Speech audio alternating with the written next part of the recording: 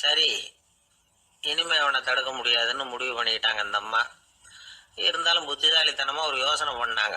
மகனை கிட்டத்துல கூப்பிட்டாங்க. அவங்ககிட்ட சொன்னாங்க, இதை பாருப்பா, நீ தேசாந்திரம் போறதுன்னு தீர்மானம் பண்ணி விட்ட. அதை நான் தடுக்கல, போயிட்டு வந்துடும். ஆனா போறதுக்கு முன்னாடி எனக்கு ஒரு வாக்குறுதி கொடுத்துட்டு போ அப்படின்னாங்க. போறப்போ ராத்திரியா இருந்தாலும் பகலா இருந்தாலும் சரி, புளிய மரத்து நிழல்ல தான் தங்கணும். திரும்பி வர்றப்போ இரவும் பகலும் நீ வேப்ப மரத்து நிழல்லே தங்கணும் அப்படின்னாங்க. சரி, அப்படியே செய்யறேன்னு சொல்லி வாக்குறுதி கொடுத்தான் பையன். புறப்பட்டு போனான். போற வழியில புளிய மரத்து நிழல்லையே தங்கினான், தூங்கினான். அப்படி போய்கிட்டே இருந்தான். 7வது நாள் அவன் உடம்பு சுகம் இல்லாம போயிட்டுது. ரொம்பவும் பலவீனமாயிட்டான். இனிமே நடக்க முடியாதுங்கிற நிலைமை வந்துட்டுது.